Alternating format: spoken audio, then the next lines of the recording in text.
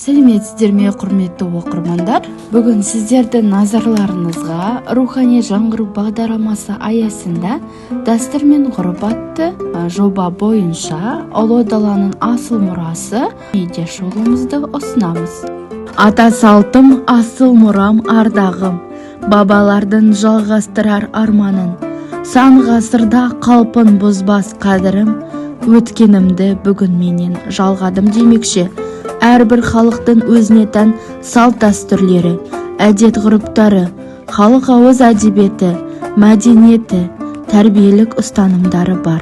Міне осы асыл қазынамыз бізге ұрпақтан ұрпаққа сан ғасырлар бойы аманат ретінде ұласып, ұлттық болмысты жоғалтпай, өзгелерден ерекшелеп тұратын айна секілді.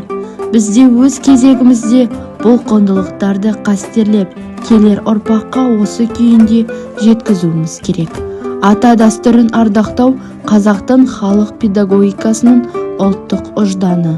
Атадан бала тусайшы, ата жолын қусайшы деп, халық атадан балаға мұра болып келе жатқан жақсы қасиеттерді келесі ұрпақтардың бойына сіңіріп, ізгілікке тәрбиелейді. Қазақ халқының 200-ге жуық салт дәстүрі, сенім ырымдары, ұлттық ойындары бар. Олардың әрқайсының тәрбиелікте, танымдық та маңызы зор. Ата дәстүрі бойынша әрбір ұрпақ қазақтың тарихын, салт дәстүрін, әдет-ғұрыптарын, өсиет өнегелерін өзіне үлгі өнеге тұтуға тиіс. Бұл болашақ ұрпағынан зор үміт күтіп отырған халқымыз үшін маңызды. Біз өз ұрпағымызды білімді де тәрбиелі, өнегелі де ізетті, мейірімді әрі қайырымды қонақжай етіп тәрбиелегіміз келсе, халықтық салт дәстүрге ерекше мән беруіміз керек. Әр халықтың ұлттық танымын, көзқарасын, өзіне тән жеке ұлттық ерекшелігін білдіретін наным сенімі, әдет-ғұрып, салт дәстүрі бар. Ата-бабадан келе жатқан салт дәстүрдің қаймағын бұзбай, ұмытылып кетуіне жол бермей, қазіргі қоғамда өте жарасымды етіп қолданып жүрген халықтың бірі қазақ халқы. Халқымыз дәстүрге өте бай, ал салт дәстүрлерге бай болу елдің мәдениетті әрі тәрбиелі екендігінің айғағы. Салт дәстүр деген не? Соған тоқталып өтейін.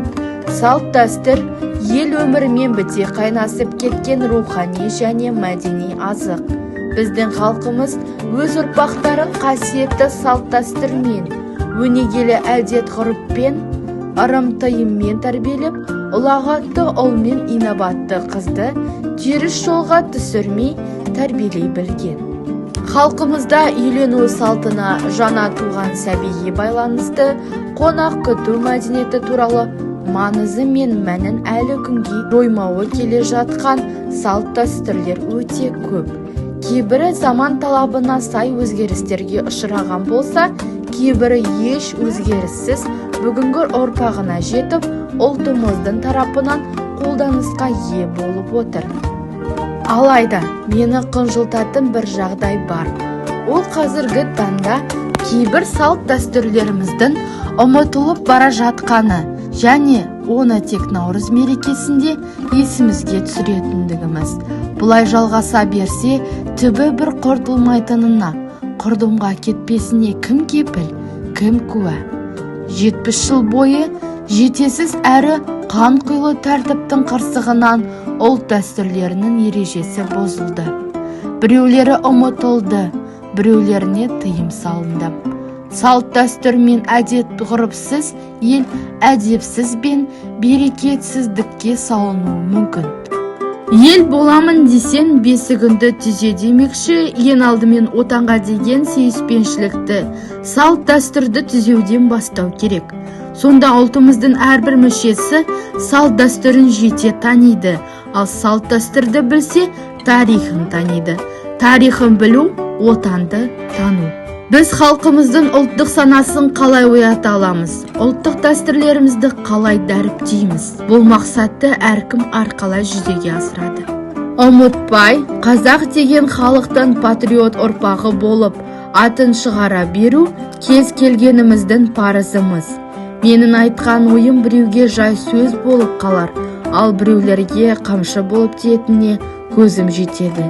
Әр қазақтың санасына сәуле шашып, аз да болса ой тастасам, бұл менің ұлттық дәстүрлерімізді дәріптеудегі бастапқы жетістіктерімнің бірі деп санаймын. Мақтанамын, шаттанамын елімменен ай, әр қонаққа жүрегімнің түрін берем ай. Салтымыз бар, даңқымыз бар, әлем таныған, ер қазақтан ешқашан да бөлінбейміз.